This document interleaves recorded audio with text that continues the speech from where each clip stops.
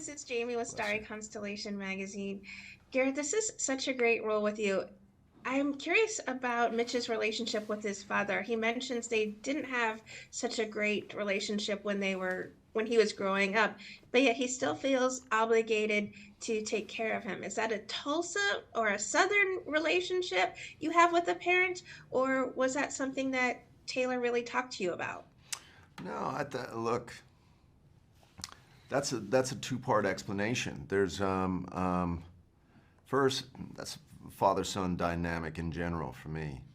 Um, um, Secondly, I remember there was a line. I wonder if it's like a J.R. Moranger thing or something like that. It said, "You can be a father's boy, or a mama's boy, or a daddy's boy, but you can't be both. You tend to lean towards the one you feel you're gonna lose." Um, you know, he's just mom's not around anymore. He's taking care of his father. His father fought hard for the country as a veteran, aging veteran. And he's trying to figure out the best way he can handle all of this. It's not been the easiest journey. It hasn't been the greatest cards he's been dealt. He's come out sort of freshly from prison himself. My character, Mitch, has had quite the roller coaster of a life prior to this, and it's a little introduction here to these characters' lives and what they're dealing with at the point of when Sylvester's character comes to Tulsa. So you're getting to see these relatable characters in their life and in their environment, and then see Sly come in and sort of, flip it on its edge with what their relationships become and where it can lead to through slight dangerous opportunity. Rocco? Hi guys, how's it going? Very It's all good. good. Okay. Well, what I wanted to ask you is, being on a mob show, is there any mob shows or films that you both love watching? I mean, I don't know if this is a mob show. I mean, it sure is. I'll qualify it as, but American Gangster with Denzel for me is like, that was like, okay, I want to be like that. I want to, for me, it's like seeing a black man doing all that. It's like, it's like, what? This is as good as Django, but I don't know. I mean, that might be a mob show too, shit. But, and yeah, it's Sopranos. That's like, come on now, you can't. But again, it's like, this is unique in itself because you haven't seen a mob show in the Midwest. I mean, maybe, I don't want to speak about your experience, but I haven't. I ain't never seen that before. And I think that's like, it's like, wow, it's like unicorns might be real, so it's a unique thing. I'm gonna go Coppola, Can't Touch the Old Godfather. All the hero you package in all the heroes of heroes cinematically into one. I mean, it's undeniable. Be around forever. Be the Oh, definitely, be the crux forever. for sure. Well, thanks, guys. Thank you. Michael? Mike Johnson, Den of Geek. Hi, gentlemen. What's going Howdy, on? howdy. Hey, I wanted to continue on that great question from Jamie about, the father-child relationship, because we see that quite a bit in the first two. So, Garrett, I'll ask you, what do you think that Mitch gets from Dwight in terms of their surrogate father-son relationship, and what did you get out of your off-screen relationship with Sly? Man, you're gonna get me all sappy on this one. Heartstrings. Maybe. Look, first off, when Sylvester's character Dwight and my character Mitch get real about their father-son dynamics, I think Dwight opens them up to a little enlightenment of Dwight reveals how he made a mistake with his father, and while my father's presently there and I'm dealing with this sort of conflict or struggle with the decisions I'm forced to make, or should I or shouldn't I, to make things easier on myself, I get to take a look at it from the bleachers. I get to pan back and sort of see that time is precious, and to maybe I can endure what seems like a struggle in order to do the best thing for not only my father, but for myself down the line. If something were to happen to him, I don't have regrets. Sly, I've known Sly since I was 18. I walked into Gunnar Peterson's gym. He was my trainer when I was just about to start Troy. And Sly was on the ceiling rope, climbing up it with his legs jacked out, going up and down. And he'd always been supportive and like he'd taken me under his wing on that one. He always asked what I was up to, what I was shooting now, how this shoot went, how that shoot went. It's kind of unreal because you got the world's hero in there being, a sense of support. And to come on to this one and collaborate with him, make light of the light stuff, but to bring a little heart to those scenes that reveal a little relatability, can tug at your heartstrings, to play with that was a dream. But he's always a motivator. He's got a lot of years behind him. He's had a lot of successes. He rightfully admits his mistakes. He's open at telling me how to go with the flow and try and avoid the rocks. That's what Sly's always done for me, and I cherish him for that. That's great. Thank you. Monica? Hi guys. I wanted to ask both of you. So Mitch and obviously Tyson are in very different positions when the show first starts. For sure. So I wanted to ask each of you, in terms of preparation, when you got the script, did you create a backstory for each of your characters? And then did that end up kind of translating on screen, or did you guys make adjustments? That's a unique one right there. I think for the way I stepped into Tyson's character, I just kept it simple, because I knew that it would reveal itself. It's not much you got to do with these lines. All you got to do really is I don't like to focus too much on the backstory, because I start to lose sight of what's in front of me.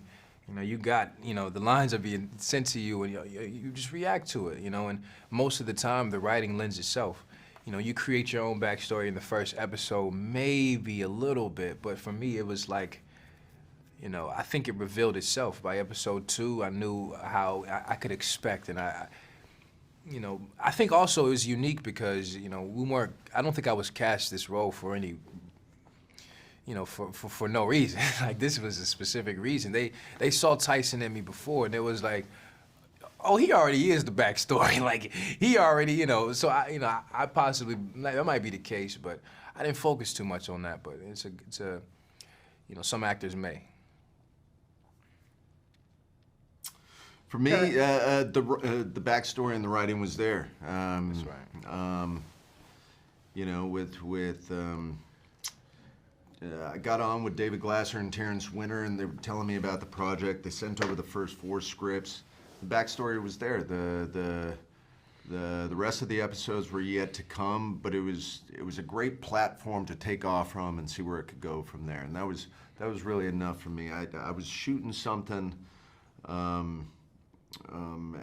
the beginning that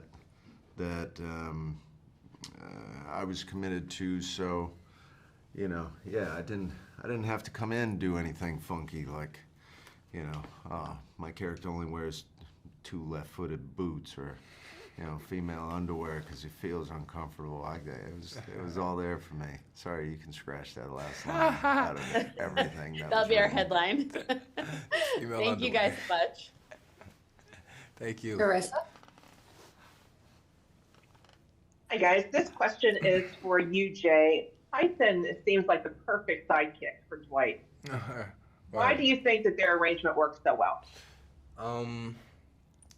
I think it's just similar boundaries. I think similar boundaries. It's like that just kind of drew it together. We both are hungry for. It's actually crazy. The chapter that he's in his life is very similar to the new chapter that I'm in my life. He has a new life. He's stepping into something new territory, a new place, new way of people, new social life, a new love life. And it's like, okay, so how can I adapt here? For me, as Tyson, this is a new possibility, new job, new occupation, new friends, new, and it expands from there. So it's just a land of newness. And we're both green right now in the beginning. It starts off very fresh. We don't know how it's gonna turn out, but I think one thing we both have in common is that we're brave enough to just put our foot down and head first and just step up in it. Man, I just thought of both of you got nothing to your name but everything to gain. That's a bar. I'ma steal that. You're stolen. This is a bar. That's a bar right there. Damn. I appreciate it. I'm stealing that. Like, take it and fly. Damn. Jay, I love that you have such an interesting relationship with your on-screen father, Michael Beach. Yeah. What's the history that they discussed with you about their relationship? Because he seems to be, his father seems to be a bit concerned about this new path that Tyson is taking. Just a little bit concerned, not too much, but just a little. Nah, he's losing sleep. I know my mama losing sleep over me, and it's like, it's like trusting that whatever source is gonna protect your seed, when you're not there, and trusting that you didn't. It's crazy. My mother just not just, but my mother tells other mothers this now, which is big because she wasn't even like this. Your child comes so you can give them away, and so they can live their own life. And like a lot of parents don't really understand that. They really want to keep their kid in the full Nelson for the rest of their life, and that's really not, how it's really gonna go, so. Your mom continues to just amaze me My with... mama is that I mean, one. that's straight out of My mom- Khalil Gibran's The Prophet, where it's like, your children come through you, not from you, Wow, Give them your love, but not your thoughts. I mean, your mom's just on top of everything. My mom. Just look, watch out for my He mom. relayed a line she said before about, you can give somebody all of your trust until they wreck it, or you can make them earn it. And I'm like, man, Mama Will's just got to get in here with us or in the show. She need to be up in here, just wisdom, just flicking it everywhere. But no, Exactly, just peppering in some wisdom along the way. We need it. I don't know if you asked the question. I got lost in that. It's just a conversation. Yes, you were talking about Michael Beach and your relationship on screen. Yeah, sorry, I just got lost talking about my blood mom. But Michael is a good. He's legendary, honestly. His flowers should have been given to him, and I give them to him now in this session here. He's like, he puts the work in, and he's honest, and he's truthful, and it's raw, and it's like the discipline this guy has. I got in there, and I didn't really. It was one scene, where it got the chords really started to really, it was distorted. Things got kind of up there. And I didn't have to do much as the actor preparing for this because he gave me what I was looking for.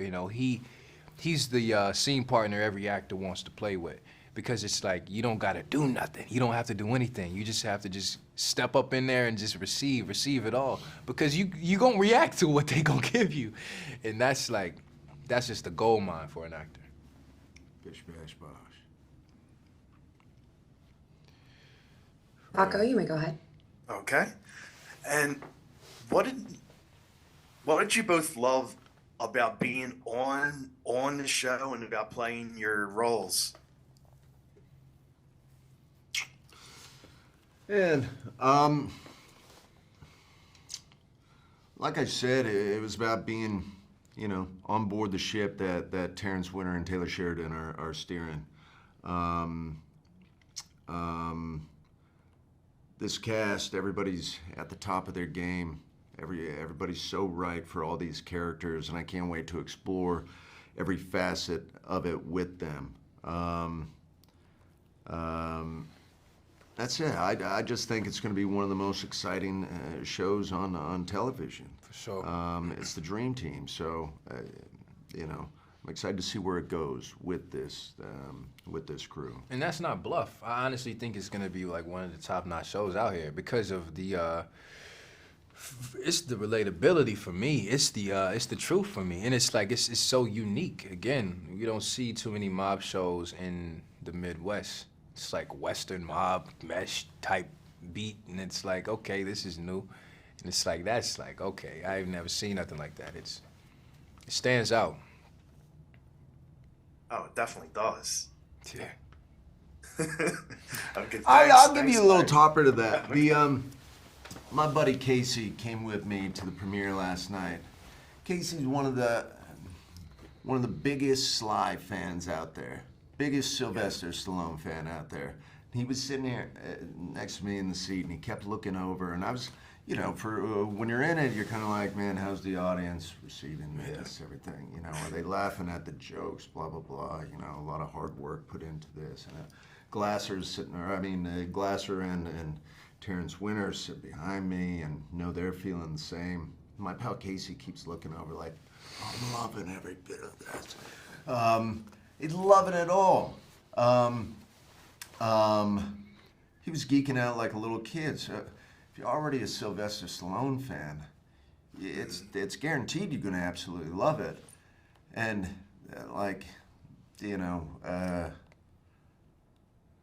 got to say this quietly around here. If you're not a Sly fan, you're going to absolutely love it.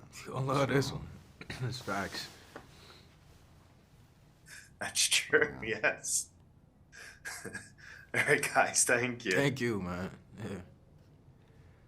So guys, I'm loving seeing this kind of off-screen friendship that you two have. So please tell me that at some point in this surrogate family that Tyson and Mitch kind of become brothers as well. Hey, we can't speak on that. We can't speak on that. But nah, I don't know. I hope so. I hope they see it outside the camera and be like, oh, there's a little something there. Let me see if we can put a little mission in the script. Y'all go, sell this or go pick that little package up here. Who knows? But maybe. Yeah, I don't know if it becomes a situation where we're finishing each other's. Nope, guess they won't. Finish each other's sentences. I mean, look. Who knows? I don't know. It works. It works itself out. Yeah, I'll be honored to work with this guy that here. was a test to see if you get the road. I failed all the tests. That's why I'm an actor. I couldn't have been a doctor. I couldn't have been a lawyer. I just keep it real. I'm not a test guy. Don't test me. I'm just taking it personally now. Like, It's a great guy here. And Elias, you may have the last question. Garrett and Jay, thank you for giving us a few minutes today. Also, Mitch and Tyson, how would you describe now their journey throughout season 1? describe the journey. I guess on this, we can only really touch on episode 1 and 2. Unfortunately, we can only really touch on this nice little introduction that you get to the characters, and you get to see, they're set up on these platforms quite quickly for you to understand what their current situations are. Obviously, locals, Tulsa, Oklahoma. My character, bull rider, ex-bull rider, ex-convict, ex-guy with some pill-popping issues, got a tricky situation with, with his aging father. It's just a platform for you guys to get the gist kind of quite quickly and give the opportunity to explore in all the further episodes. Couldn't be more excited to have the audience to see where it goes from here. Couldn't be more excited to see where it could, knock on wood, potentially go from here as well. So, Yeah. Relay the question one more time. I got lost just listening. About Tyson's journey throughout season 1. Yeah, I don't know. I mean, it's such a sweetheart. this guy is the coolest cat in this galaxy and the one that's right next to it. Nah, this guy's This cool guy as right cat. here, but no, Tyson is again. It's all green for him. It's new. It's like he's ready to step up in something. I don't want to spell too much on 3, 4 to 10, but it's just the land of opportunity. It's new. It's like the land of milk and honey before you see what an illusion it might be. Is it the real thing? It's what I've been waiting for, but who knows what little roadblocks we got here and there. In the Land of Milk and Honey, Angelina Jolie's film? In the Land of Milk and Honey, Solange's song, in the Land of Milk and Honey, in the Bible, in the Land of Milk and Honey, and everywhere. It's yeah. Thank you, guys. Thank you. Thank Thank you. you.